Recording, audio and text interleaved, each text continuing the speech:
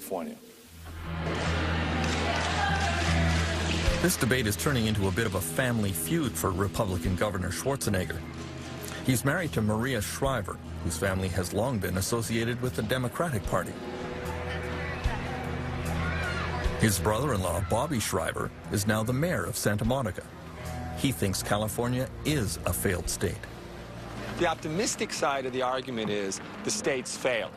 Something radical needs to happen. The non-optimistic side, to me anyway, is, look, everything's going to be okay.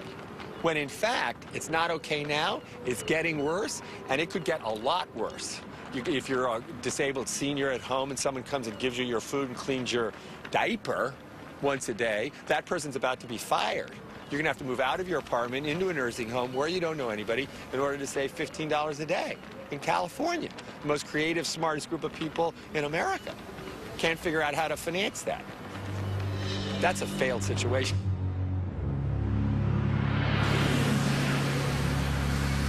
This is absolutely outrageous. Many people believe that Canada was largely spared by the global financial crisis. The people of Windsor, Ontario, don't feel that way.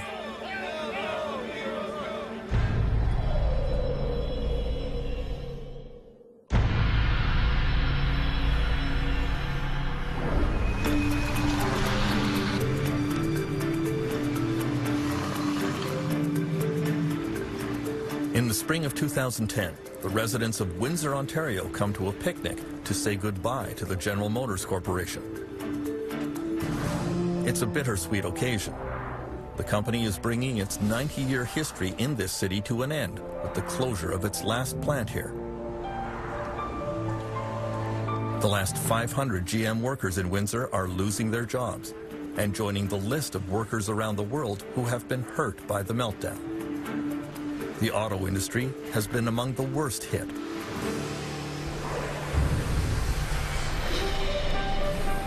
At its height, General Motors employed 7,000 workers in Windsor.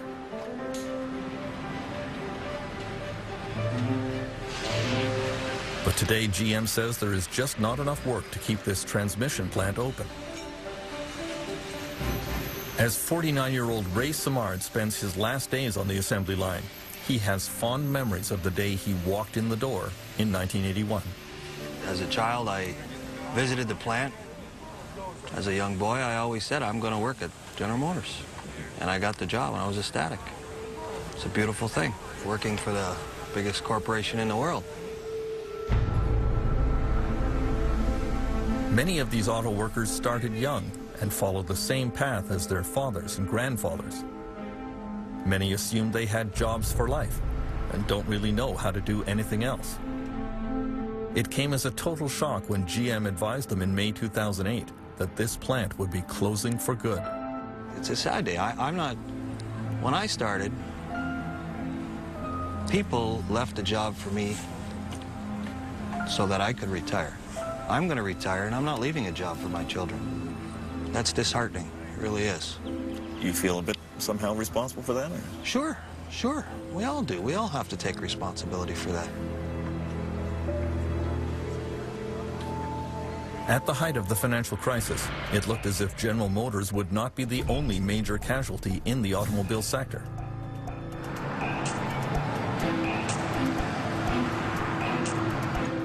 Chrysler was headed for bankruptcy as well.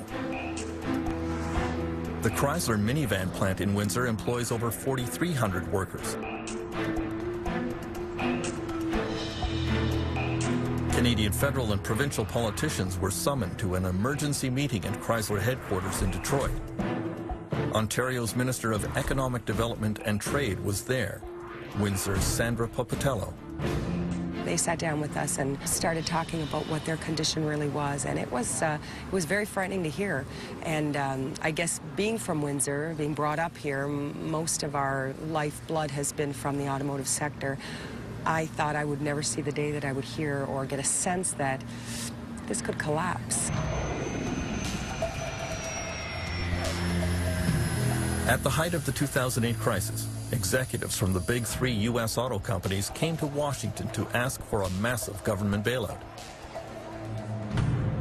Famously, they all arrived in private corporate jets. there was a wave of revulsion from politicians and workers. Who do you think you are? You're asking for $50 billion and you fly in on a corporate jet? Those are our profits as well. As workers, every worker, I know at our plant they said, you got to be kidding me. The U.S. government came up with the bailout money, and Canada quickly followed suit. Canadian Finance Minister Jim Flaherty is the Member of Parliament for Oshawa, another riding that depends on the automotive sector. Discussions have taken place about this. He points out that there were many jobs at stake in Canada beyond those at the big three U.S. car companies. The fundamental challenge was this: were we going to be in the auto business or not? And the big driver, from my point of view, was the fact that we have three of the largest global parts companies in the world in Canada. And that's where most of the technological innovation is. So we lose Chrysler, we lose General Motors, they continue in the United States and Europe and elsewhere, we're going to lose those parts companies too, because they'll have to follow them. This is absolutely outrageous. One group of workers in Windsor decided to fight back against their plant closing. The incident came at the Aradco car parts plant, which manufactured stamped metal components for Chrysler. In March 2009, workers were called on a Monday night and told to stay home. The American-owned plant was shutting down. Aradco workers realized that their management was trying to sell all the equipment and sneak off without paying any kind of settlement to employees, some of whom had worked for decades and were owed $30,000 or $40,000. Not today, motherfucker! Go home! They decided to stop trucks that were arriving to empty out the plant.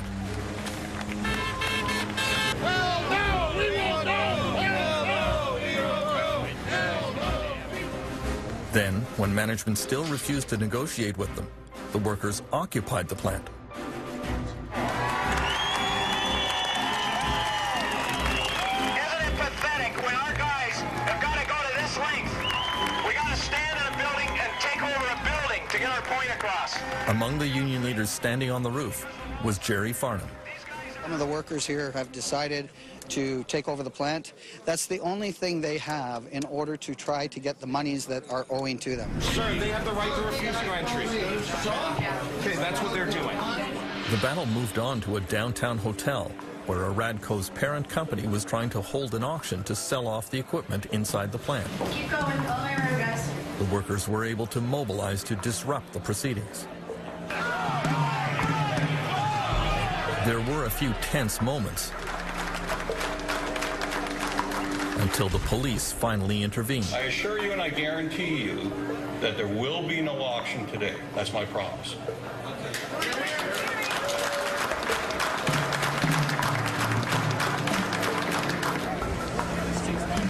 It turns out that the American owners of this plant were already fugitives from justice. Aradco was operated by a California company called Catalina. The company website, now defunct, shows the name Gregory Willis as chief executive officer. This Michigan document shows that a few weeks before the plant was closed, Catalina's owners took the precaution of officially dissolving the company. The same owners had played the same game in 2006 in France.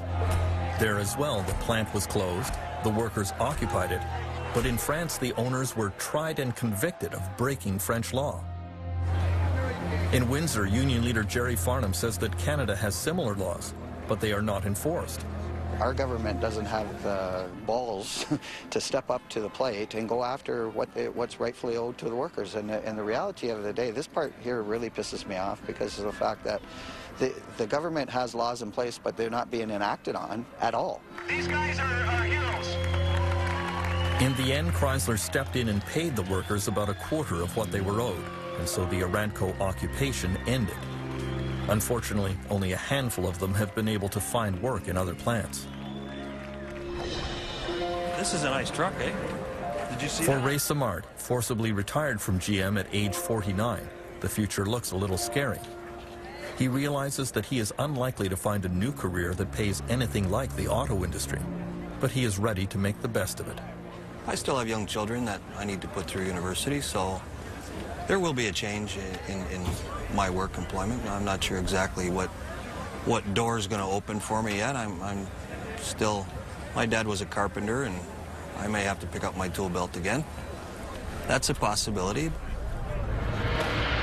The most devastating effects of the financial collapse are being felt in the countries that flew the highest during the global real estate boom.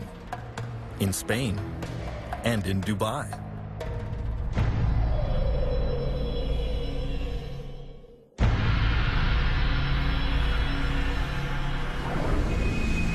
Most workers around the world had little way to fight back against the effects of the meltdown. During the boom years, Spain was called the miracle of Europe. No more. At 6 a.m. every morning at the Plaza Elliptica in Madrid, immigrant workers from many countries line up and hope to be picked for a day's work by small contractors who drive by. With unemployment at 20%, they were the first to lose their jobs. The Spanish government recently offered to pay immigrants to go back to where they are from. Few took up the offer. Suleiman from Mali says he will hold on here in hopes that things will improve. But he sees no evidence that will happen.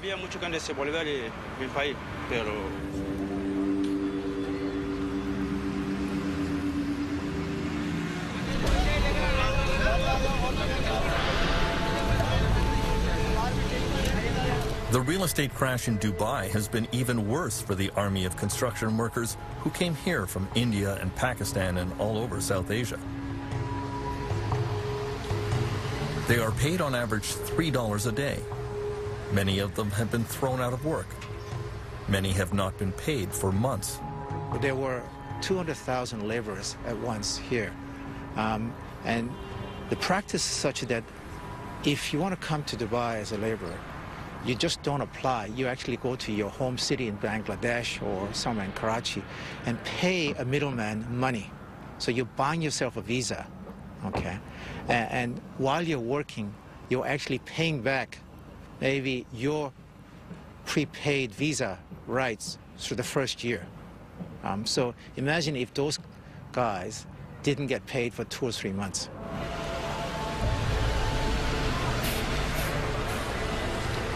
Some of these workers went on strike demanding back pay. Dubai authorities started rounding up unemployed workers and forcibly expelling them from the country.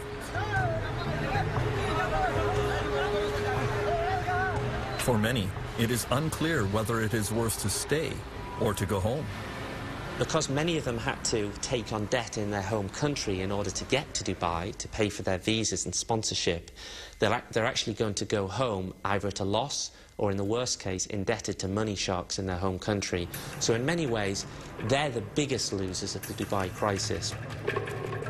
As the grim toll of the financial crisis continues to mount around the world, many governments are looking for the true causes of the meltdown. In many cases, what they are finding is criminal.